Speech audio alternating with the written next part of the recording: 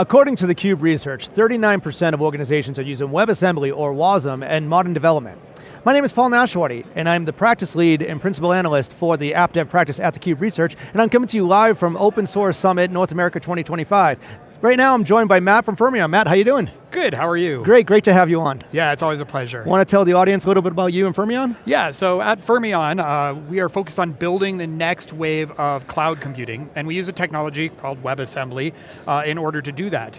We're really excited about both the participation that we've had over time in open source communities and in developing a serverless application style, and more recently in the work we've been doing on Edge and on kind of this emerging AI agent thing that is actually, I mean, I know it's got a lot of hype, but it is actually genuinely really cool and a lot of fun to be working on right now. Oh, absolutely. I mean, with all the hype here, and this conference has just been exploding with a lot of just, interest in what's happening in open source. I love it because in my practice, I focus on past, present, and future, right? Yeah. And we know that current state and the heritage application workloads, they need to go somewhere, right? And then, but a lot of organizations are not just looking at the current state of containerization and Kubernetes, but they're looking at what's next, right? What's happening, especially when you start talking about things like the core, the edge, the cloud, and how to operate around these different technology stacks. So when we think about that, one of the things that was interesting to me is in our recent briefing that we had, we talked about this relationship you have that kind of talks about WASM at the edge and serverless technologies,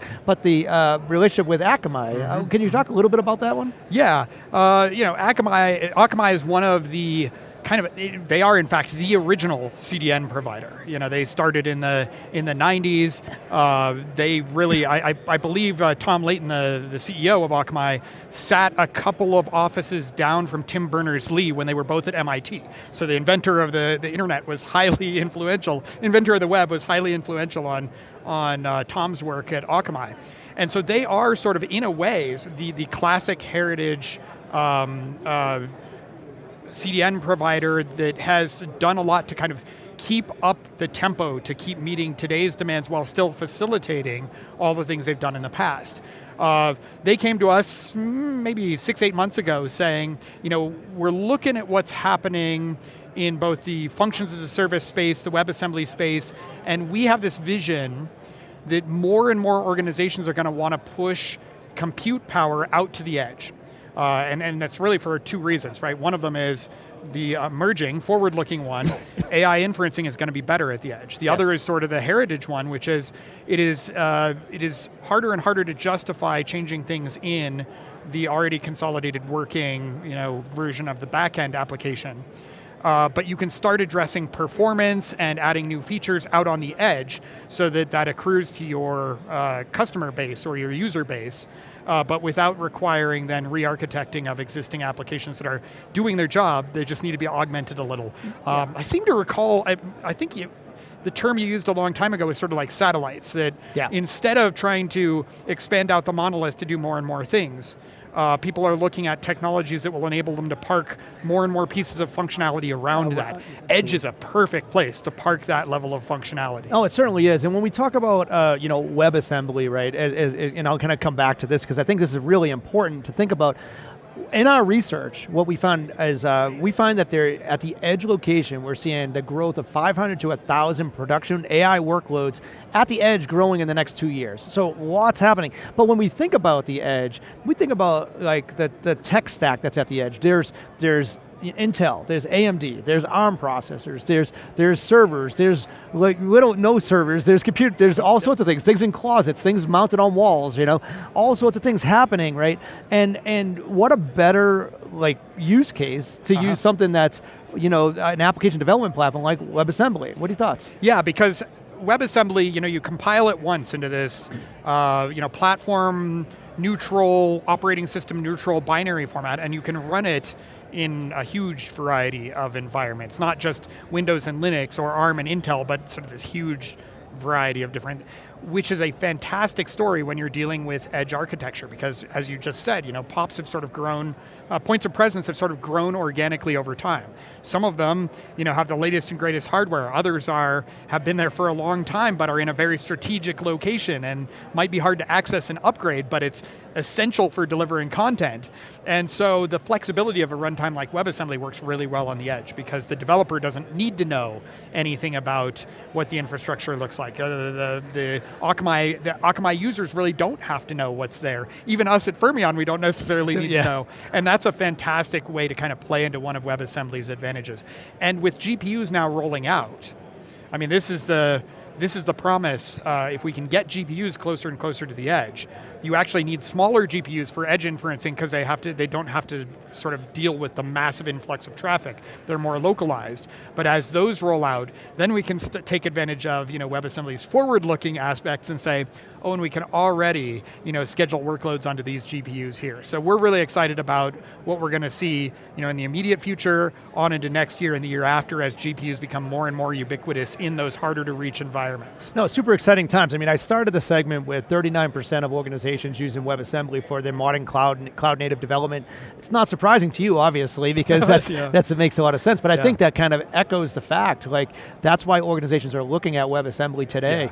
But let's talk about those AI workloads at the edge. I mean, that's really where there's going to be an explosion, especially when you start bringing GPUs to the edge, right? And when we look at bots and agents and how AI is working, what are your thoughts around how WebAssembly works with bots and agents? And I'll tell a little bit of a story to frame this, right? Maybe just a little over a year ago, I went to an AI conference and we were showing off some of our WebAssembly AI technologies. And the question everybody asked when they came to the booth was, this is really cool. What do I do with it, right? What do I need a chatbot for, right? Tell me, please, tell me, because I really like this. There were no real clear ideas of what kinds of things people were building. Right. And over the last year, we've really seen that shift.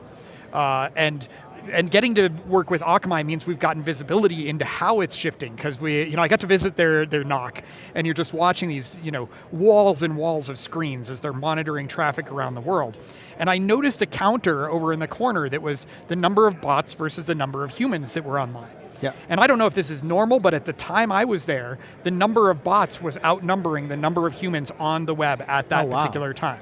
Wow, so that's kind of, it's interesting and scary at the same time. It is, yeah, and some of those are, the old Google aggregators that are crawling everything out there. Some of them are probably nefarious bots that are doing dastardly things, and a lot of them are this kind of sort of like nascent group of AI bots, some of which are crawling to feed the models, and others which are crawling to gain the context for like perplexity in the models that have sort of constantly at the tip of what's going on.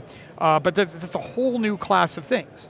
And suddenly, you have big e-commerce customers, big streaming media customers, the group of enterprises that are not typically the fast movers when it comes to technology, saying, oh, we have a new problem, right? They're trying to come in and do this thing and work around this. These agents are trying to come in and steal our content. Or, on the flip side, these agents are coming in and we've never had to serve an agent before. Right. Now we need to make sure they get the right information in a digestible format for them.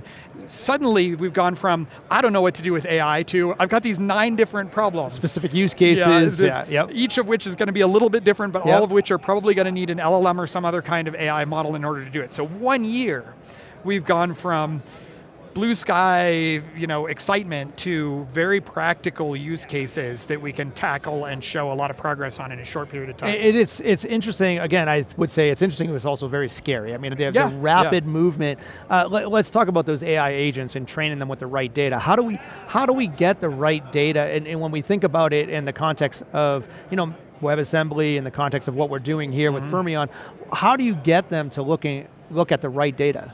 Yeah, I think essentially AI optimization is going to replace search engine optimization and it's going to be tricky.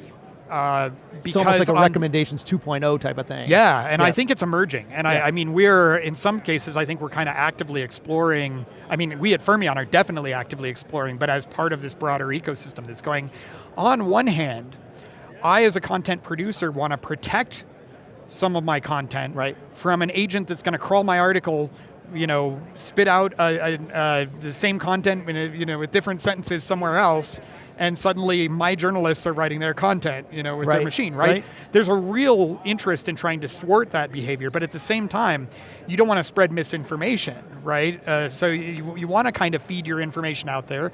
You want it sort of on your terms, and you want to protect yourself at the same time. That's the game that I think we're going to see played over the next 2 years. Yeah, right? I think that's a fair point. I think fair point. Look, I think that I want to pivot a little bit because I think we're here at the Open Source Summit, right? I want to I'll give you a little bit of time to talk about Spin and SpinCube, right? Because I mean, I think Spin and SpinCube, that's one of this is an interesting place to be at. Why is this one of your favorite conferences to be at? Yeah, Open Source Summit, I've been, I think probably 10 years, maybe more than that. And it's always been one of my favorites because it is the one sort of nexus conference for all these different open source projects. You'll run into a Linux kernel developer, you'll run into Kubernetes people, you'll run into front-end designers, all at one conference. And you get the opportunity both to talk to a new audience and share what you're excited about, and listen to them, and hear all kinds of new stuff. Use cases I've never thought about before, problem spaces I was completely oblivious to, and this is just one of those very, very rare opportunities to get all those people in the same room. It's been 6 months or so since we contributed Spin and SpinCube to the CNCF in conjunction with Microsoft and SUSE and other organizations. So this has been fun too, because it's the first opportunity to say, hey, here's our open source code base, this is how it's governed, this is how you can use it, and let people sort of gel with it and see what they do with it. Super cool, really cool. Matt, I could talk to you all day on this stuff. I can. I always enjoy having a conversation with you, but I definitely think this is great that we were able to get together and have this discussion. For sure, yeah. Thank you for your insights. And I want to thank the audience for watching us today and joining us today, and big thank you to you for tuning in. We appreciate you being part of the AppDevANGLE community. This wraps up this episode, and we'll be back next Wednesday with another conversation diving into the tools, trends, and talent shaping the future of application development. Whether you're deploying at the edge, building an AI, or modernizing your cloud stack, we've got you covered. So be sure to follow us on social media. If you have any thoughts, questions, or just want to connect, feel free to reach out to me at pauln@siliconangle.com. Until next time, stay curious and stay building.